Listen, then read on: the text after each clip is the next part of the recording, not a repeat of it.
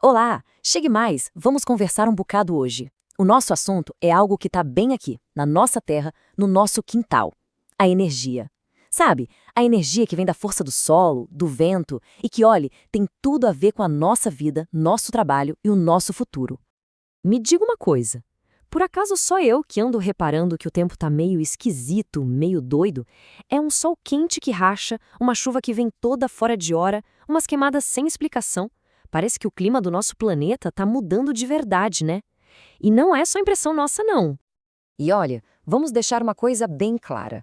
A culpa disso não é da nossa rocinha, não é da nossa pesca, do nosso modo de vida. De jeito nenhum. O problema mesmo tá lá nos grandes, sabe? No uso sem medida de combustíveis que sujam o ar e esquentam o mundo todo, tipo o petróleo e o carvão.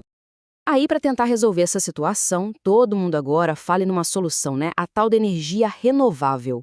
Aquela que vem da força da própria natureza, do nosso sol, do nosso vento. E convenhamos, isso é muito bom.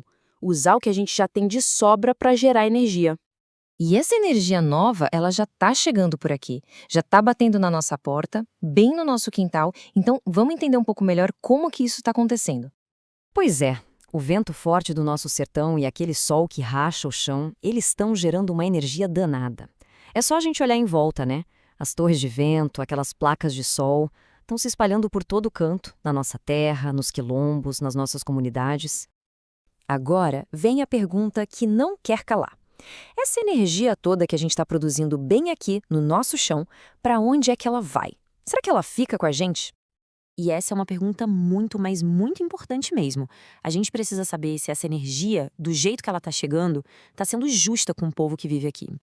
Sabe com que se parece? Imagine só, é como se a gente plantasse uma roça bem grande, trabalhasse de sol a sol nela, e na hora da colheita a gente visse um caminhão levar tudo embora.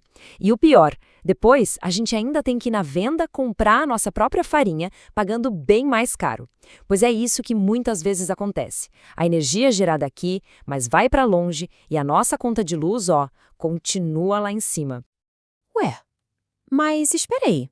A gente não ouve toda hora que essa energia é verde, que é limpa, que não faz mal a ninguém? Será que a história é bem assim mesmo? Então, vamos puxar essa cortina e dar uma olhada no que tem por trás. Ver aquele custo que nem sempre aparece na propaganda bonita da tal energia verde.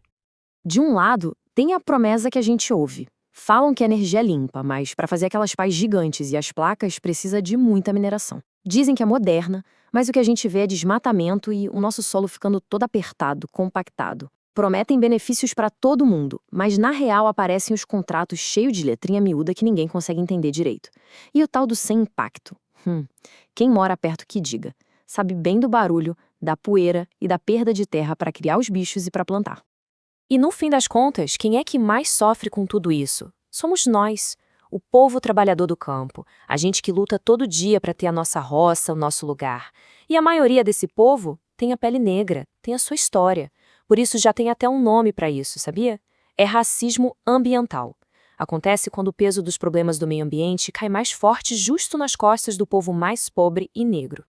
E nessa peleja toda, nessa luta, quem é que tá lá na frente, botando a cara, organizando o povo? Somos nós, as mulheres.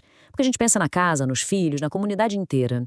E como diz o ditado, né? Mesmo quando os maridos fazem cara feia, as mulheres rodam a saia e vão pra luta. Mas então, com tudo isso, o que é que a gente pode fazer? Existe uma ferramenta, minha gente, um verdadeiro escudo para nos proteger. Vamos conhecer agora as salvaguardas socioambientais. E o que danado esse nome complicado? É mais simples do que parece. Pense nessas salvaguardas como um escudo de proteção. De verdade. É um conjunto de regras, de direitos que existem para proteger a gente, nosso modo de viver, nossa cultura e a natureza que está aqui em volta de nós. E como é que funciona esse escudo na prática? Bom, primeiro de tudo, as empresas têm que ouvir a gente. Antes de botar qualquer máquina no nosso chão, a opinião do povo tem que ser escutada e, mais importante, respeitada. Segundo, tem que respeitar o nosso território. O projeto não pode de jeito nenhum estragar nossa terra, nossa água, nossa plantação.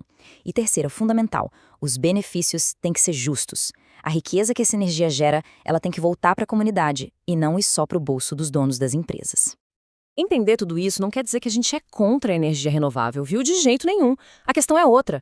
É garantir que essa mudança toda seja feita do jeito certo, com justiça e com respeito por cada uma e cada um de nós.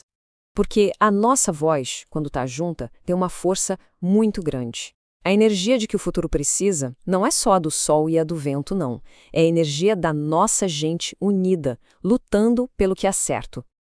E olha só que dado interessante.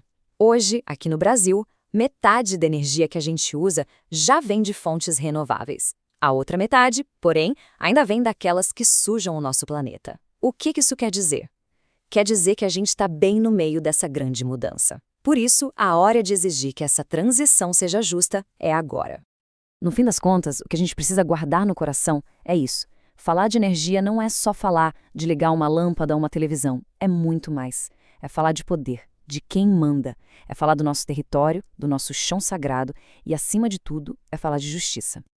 Então, o que a gente pode fazer na prática, no dia a dia? Primeiro, se informar, procurar saber sobre os nossos direitos. Depois, é fundamental conversar com os vizinhos, com a comunidade, partilhar o que a gente sabe. A gente também tem que exigir, cobrar das empresas e do governo para que cumpram as regras, para que respeitem as salvaguardas. E talvez o mais importante de tudo, fortalecer as nossas associações, os nossos sindicatos, porque juntas a gente é muito mais forte. Agora, para a gente encerrar, eu queria deixar uma pergunta para a gente pensar junto. Depois de toda essa nossa conversa, o que é energia de verdade?